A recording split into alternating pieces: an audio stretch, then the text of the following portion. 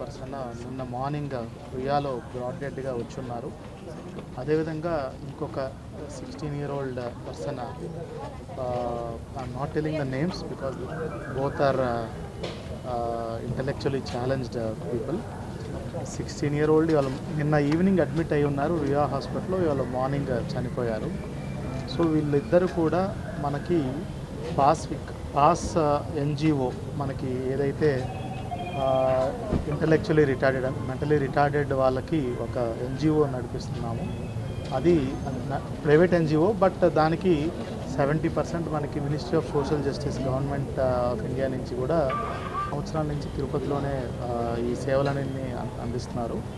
ఇక్కడ సుమారుగా 72 మంది ఉన్నారు షెల్టర్లో. వీళ్ళు రైట్ ఫ్రమ్ 6 years నుంచి సుమారుగా 40-45 years వాళ్ళు కూడా ఉన్నారు. సో వీళ్ళకి శనివారం మధ్యాహ్నం వీళ్ళు అక్కడ లోకల్గా ఇన్ హౌస్లోనే పెట్టినటువంటి బోండా 2 కూరలు ఏదో పెట్టారు. తిన్న తర్వాత నుంచి సండే మార్నింగ్ నుంచి వీళ్ళకి ఎపిసోడ్స్ స్టార్ట్ అయినాయి. కొంతమందికి ఒక 3-4 ముందుగా డయేరియా స్టార్ట్ అయింది.